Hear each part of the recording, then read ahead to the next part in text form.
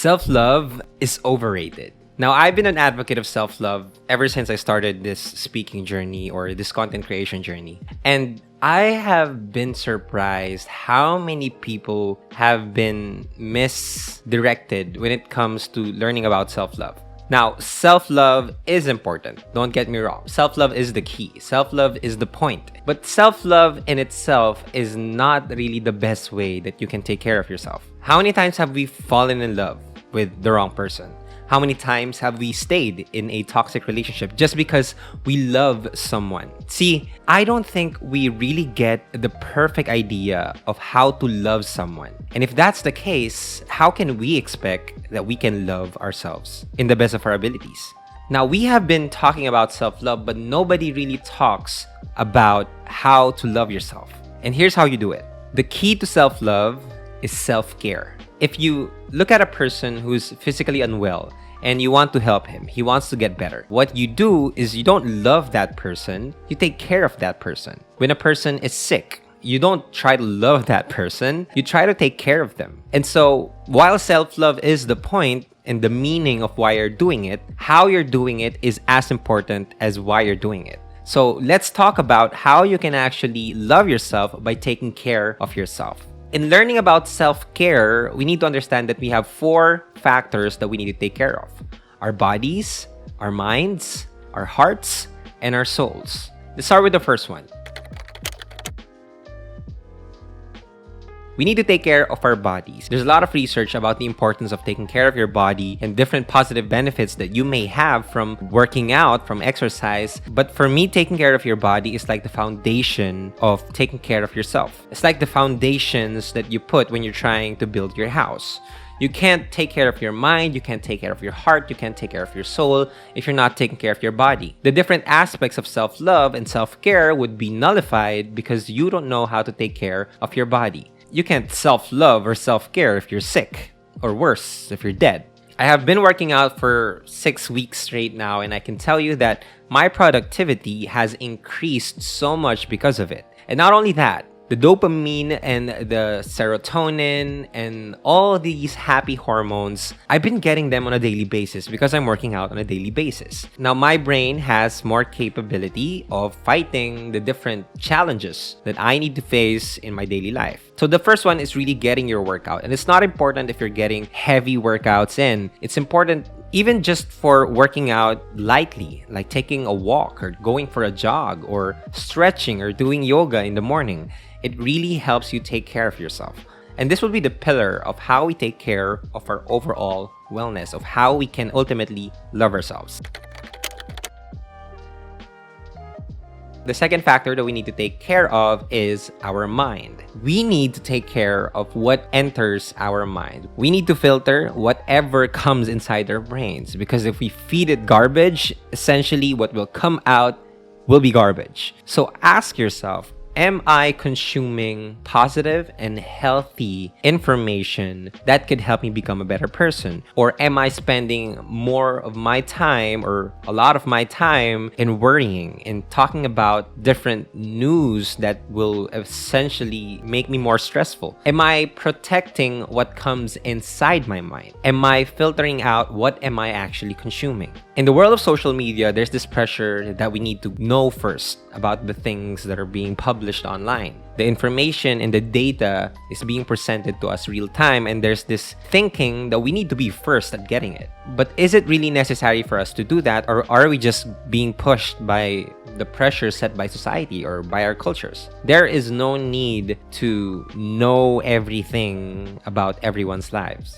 So make sure that you protect your mind. Your mind is your fortress. Without it, you won't be able to function as much as you want to. If you don't take care of your mind, but if you take care of your body and not your mind, you're essentially cutting out a huge factor of your overall wellness. Now, how do we take care of our minds? We can take care of our minds by reading healthy and positive information. We listen to podcasts that can help us grow and become a better person. We watch YouTube videos that are very educational, very entertaining as well, but very informative in the sense that we know now more stuff and now we could act better and now our lives will be better. We could read books. Reading books has been one of my best friends ever since I started this personal development journey. And I knew I had to train my mind. So back when I was in college, instead of playing a lot of video games, instead of hanging out with so much friends, I spent time at the library and I read a lot of psychology books, understanding more about the brain. I read a lot of self-improvement books, management books, leadership books, finances books as well. And because of that,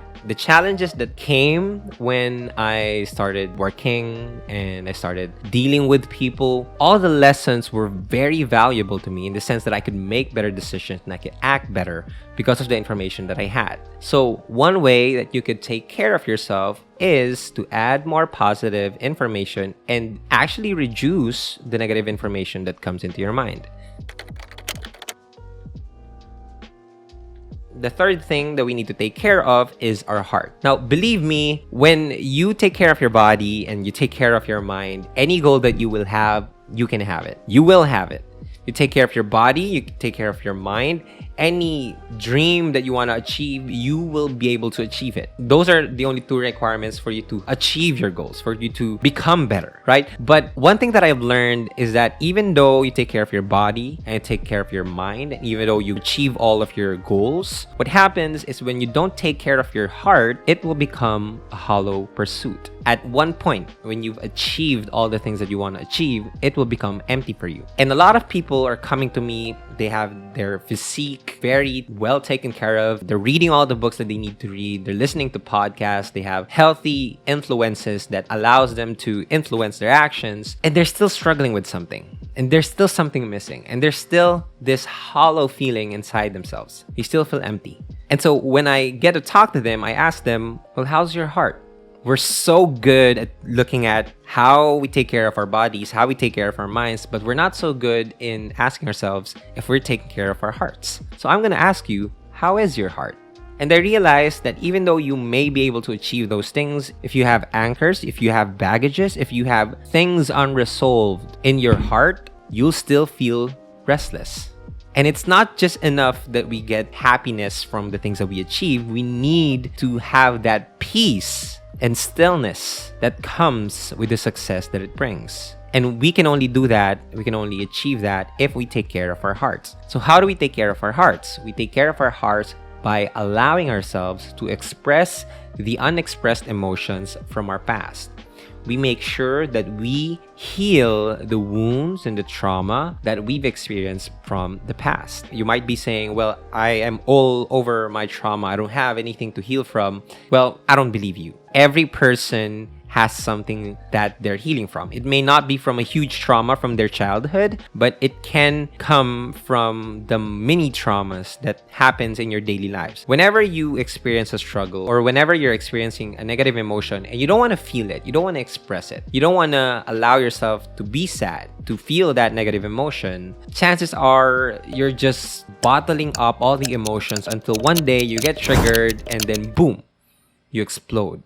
The emotions explode and somehow you'll feel like you're back to where you started. So we can take care of our hearts if we learn how to express our emotions, to feel our emotions, to heal ourselves. We can do that by simply journaling, learning more about our emotions, learning how we could express ourselves. And journaling is one of the best ways to do that. Whenever I have my mind so clouded and my heart is so heavy, I just write all the things that I want to write that my heart is feeling at the moment. It doesn't matter if it makes sense or not. I just need to write it down to make sure that I express myself and I allow myself to feel that emotion. The more that I try to stop it, the more that it will cause me to experience it at a later moment in my life where it will become scarier and bigger and more dangerous. So it's important that right now we allow ourselves to feel that. One thing that can also help you out is talking with friends, expressing yourself by talking about your emotions. Talk with a friend, talk with your best friend, talk with your family. It's important that you share these emotions because now the burden, you're not the only one carrying it. You're sharing the heaviness of your heart with other people and it will become much, much lighter. So that's how you take care of your heart. Now, the fourth aspect that we need to take care of is our soul. This one is a more of a abstract kind of thing because no one really talks about taking care of the soul. But I realized that even though I take care of my heart, my mind, and my body, if I'm not taking care of my soul, it feels like there's still something missing.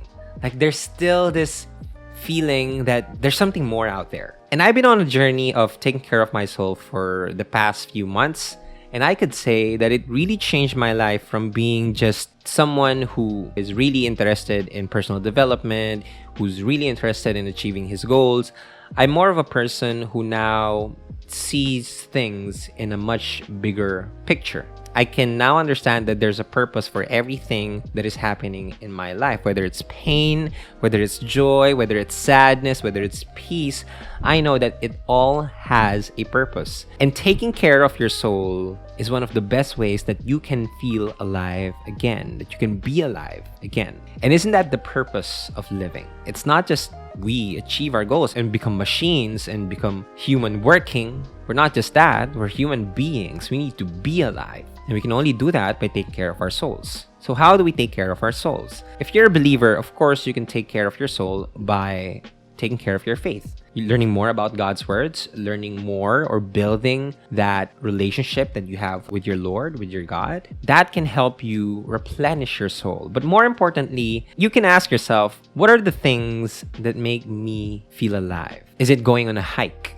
Is it spending time with your family? Is it doing dangerous and risky stuff in your life? Whatever it is, as long as it makes you feel alive, you need to do that. So taking care of your soul differs from one person to another. There's really no concrete how to take care of your soul. And once you do, you'll understand that life is not just about the goals that you want to reach. It's about being in the present moment. It's about appreciating and enjoying the little things that comes in between. And now you're more grateful, you're more appreciative, and you're more living in the present because of that. Now, if you take care of 3 of these things and you forgot to take care of one aspect, trust me, it will still haunt you in the future. So it's important that you now check out all these 4 factors and ask yourself, what is the factor that I'm not really taking care of? And so you should focus on that the next month or in the next weeks. So in the next video, I'll be talking about how you can apply self-care through your love language. And I'll put it right here once it's uploaded.